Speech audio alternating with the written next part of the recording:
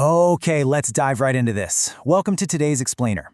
We've got a massive tug of war playing out in the crypto markets today. It is May 7th, 2026, and the tension is literally palpable.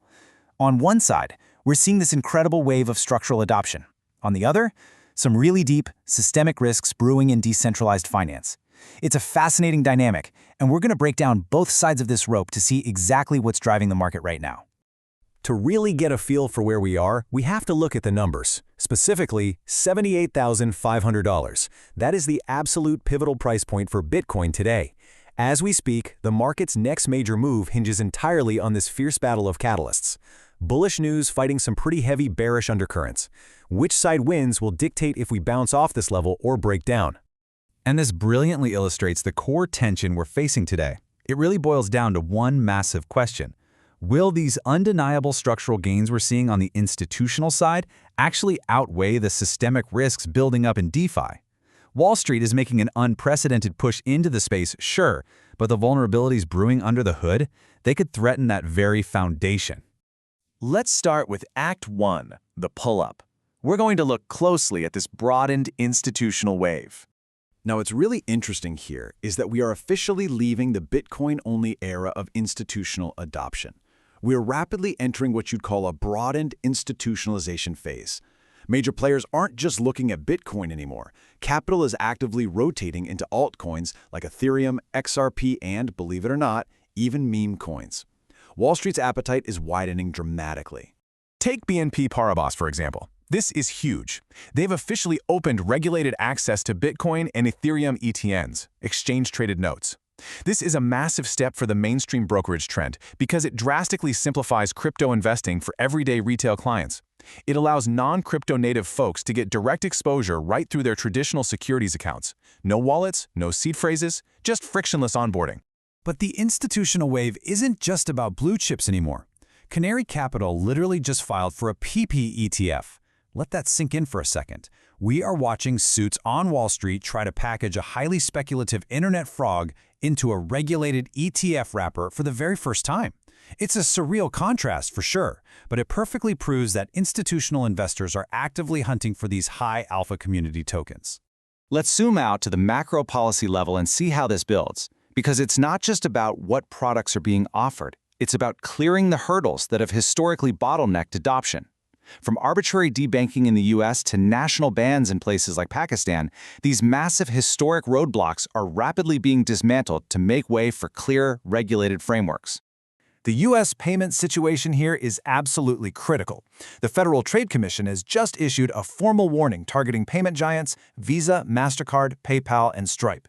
They're investigating the arbitrary debanking of crypto-linked entities. Why does this matter to us? Because this FTC intervention actually creates a new legal floor for the industry. It means fewer frozen accounts, and it removes a massive bottleneck that has choked everyday retail onboarding for years. Meanwhile, on a global scale, Pakistan has executed a major policy U-turn. They've completely reversed their 2018 banking restrictions. We now have a new national law providing a clear framework for digital asset companies to get regulated access to the banking system.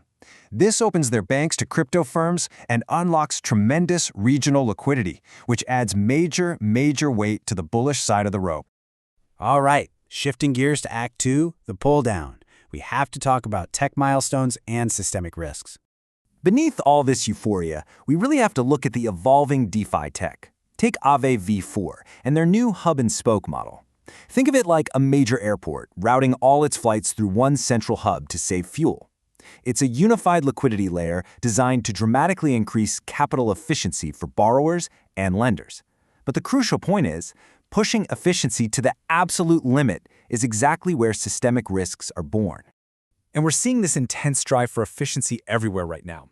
Bitdeer just debuted their seal miner A4, setting a brand new Bitcoin mining efficiency record. The stakes for capital and energy efficiency have literally never been higher, especially with miners getting squeezed by tight margins and the broader shift toward AI data centers. The tech is evolving fast, but man, the margins for error are shrinking. Which brings us to the most concerning risk on the board today. Let's walk step by step through this contagion risk surrounding World Liberty Financial. Step 1. The protocol borrows millions in stablecoins on the Dolomite protocol. Step 2. They actually use their own WLFI tokens as the collateral for that loan. Step 3, if the WLFI token value drops, boom, it triggers massive bad debt. And Step 4, if that collateral gets liquidated, it threatens a localized DeFi winter. It is a classic over-leveraged scenario playing out in real time. Analysts are actively sounding the alarm over this potential bad debt.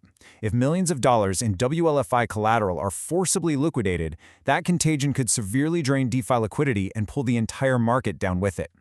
It's a really stark reminder that while the front end of crypto is putting on a suit and tie, the back-end plumbing of DeFi still carries massive systemic vulnerabilities. So let's bring it all together in Act 3, the bottom line. What happens when the rope snaps? This is the ultimate summary of the tug-of-war playing out right now. In the bull camp, we've got these massive structural catalysts. Pakistan's banking reversal, the FTC's legal floor, Aave V4's efficiency upgrades. But in the bear camp, we are staring down the barrel of that World Liberty Financial and Dolomite bad debt contagion. And all of this brings us right back to our anchor, $78,500. Based on all these converging, conflicting narratives, this is the absolute battleground level for Bitcoin today. The entire market is basically holding its breath, waiting to see which side proves stronger.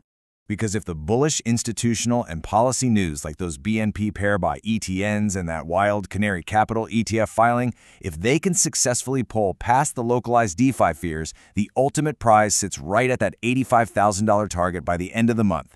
That's the upward trajectory if the structural tailwinds win out. But I want to leave you with this provocative thought as we wrap up today's explainer. Wall Street is clearly buying in. They're smoothing out the onboarding, they're pumping in liquidity, but is DeFi's underlying foundation, with all its complex hub-and-spoke models and looming bad debt risks, actually secure enough to hold them? It is the multi-billion-dollar question we will be watching very closely. Thank you so much for joining me, and I'll catch you in the next explainer.